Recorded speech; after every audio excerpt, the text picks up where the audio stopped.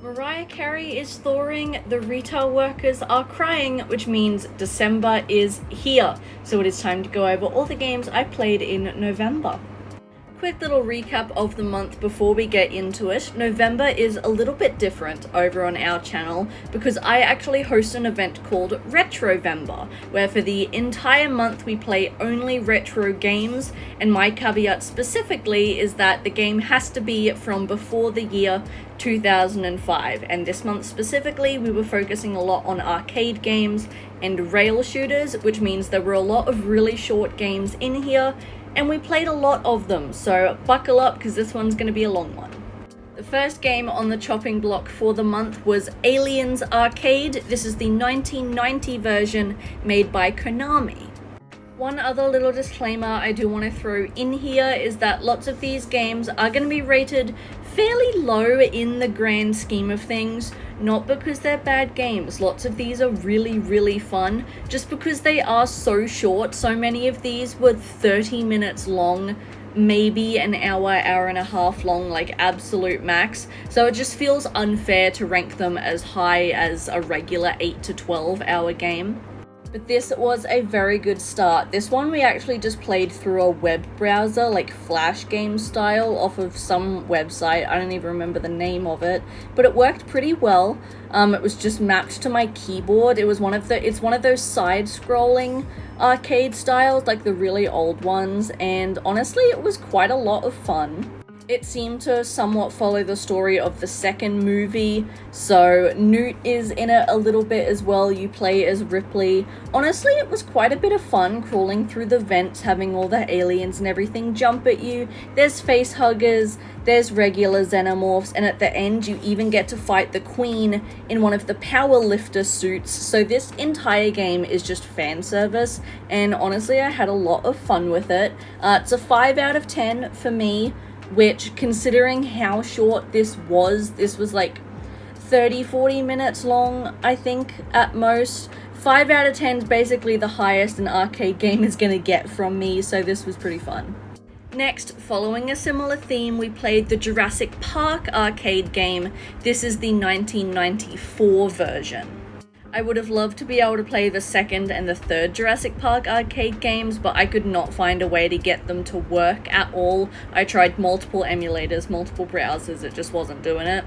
The first time we played this, we played through the same browser that we played Aliens, and it was so laggy.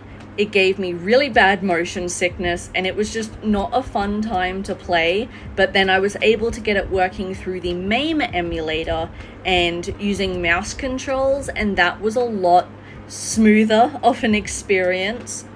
It was pretty fun being chased through Jurassic Park on your little, like, safari car, being chased by a T-Rex and stuff.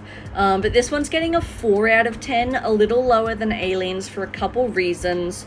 One, I know these arcade games are supposed to be difficult to take all of your money, but there were a lot of instances, especially in the T-Rex chases, where it's just inevitable that you're going to get hit. It is completely unavoidable, and so that felt a little bit cheap.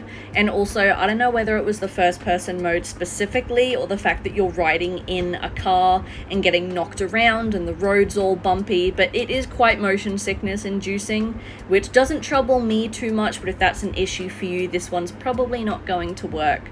But it's also very short. This was like 30 minutes long. Next, I thought this one was a rail shooter, turns out it's not, and I got it confused with a different game, but it is still kind of arcade adjacent, so we still included it, but it's Time Splitters. This one we actually played on the PS2. I have an actual copy of this game. I bought off someone for like $10, and I'd say that was worth it for the amount of time that we spent with this game. It's made up of, I believe, 9 different levels. Very short, very linear. The levels were like 5 minutes long at max, aside from 2 of them that I got kind of lost in. Downside to this game is that there's no checkpoints within the levels, so if you die, it's right back to the start. I also don't think there's like any story whatsoever. If there is, I completely missed it. It's fun enough. It's a 4 out of 10. There were some levels that, again, I just wasn't a super big fan of getting lost in and stuff, but it was pretty entertaining. Next, we played Alien 3: The Gun, and if you can guess, this one is based on the third Alien movie. Different gameplay style to the first Alien arcade game. This one is first person, and it has light gun style controls rather than being a side scroller, so I used mouse controls for this one, and it worked quite well. I did try using a controller to start off with, and it just... nope. Mouse controls definitely for this one. This one, I believe, is made by Sega, if I remember correctly. And overall, I think the gameplay is more fun than the first one. The first person mode is very fun. There's so many different enemies in this one. You've got robots, synthetics, xenomorphs, runners, drones, chestbursters, facehuggers, so many different kinds of aliens in this one. It is just kind of a really short abridged version of Alien 3, but the cutscenes in this one are so much worse than the first arcade game, and the dialogue felt like it was kind of written by a 3-year-old. But enjoyment-wise, it's about the same, so it is also a 5 out of 10. Next was a rail shooter that actually got recommended to me that I was able to find on PS2 is Vampire Knight.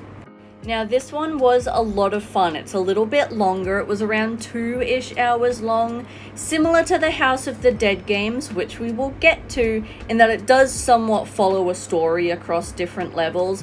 It's incredibly cheesy though. It definitely has that 90s camp that you would expect, but gameplay wise, it was very fun.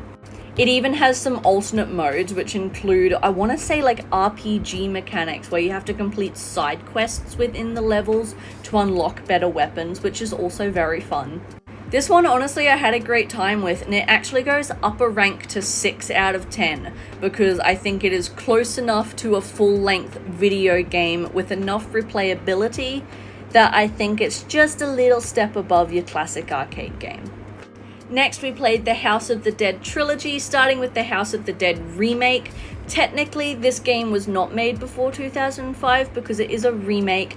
However, the original game is before 2005, so I still included it. We played this one on the PlayStation, and it actually had a mode for unlimited credits and unlimited lives, so we turned that shit on, and this was very fun.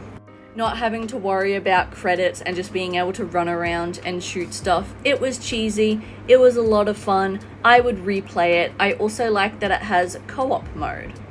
So this one is a 5 out of 10. House of the Dead 2, we played the Wii version specifically. This one did not have unlimited credits, and this one we actually did not end up finishing. It got to the point where I ran out of lives and credits and had to restart the game from scratch, and I decided that I didn't want to do that. This one is a lot more difficult than the first one, and not just because of the lives thing, so it goes down to a 4 out of 10. Also, the motion controls on the Wii, I forget how much they suck. This was very difficult.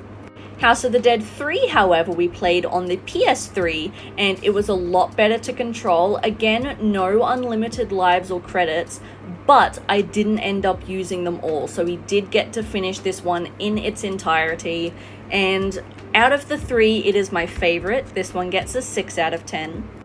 I had the most fun with it. I liked the boss fights and the enemies a lot. You also get a shotgun, which I think is what made this game so much easier than the others. This is definitely the easiest out of the trilogy, and so I think it's the most fun. Lastly, for Nintendo Fridays this month, I played the Star Fox games for the very first time. I played these all through the Nintendo Switch Online emulators.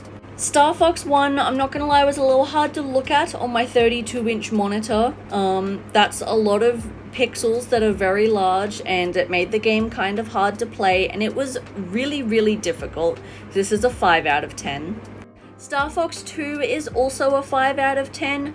I enjoyed this one somewhat more than the first one gameplay wise. However, the controls again just took it down a notch for me. It was really hard, but I liked what they were trying to do and expand on the first one. Star Fox 64 is also a 5 out of 10. This one would have been my favorite of the trilogy, gameplay-wise, but we were having an issue where the backflip move just wasn't working for whatever reason. which made the final boss of this game almost impossible.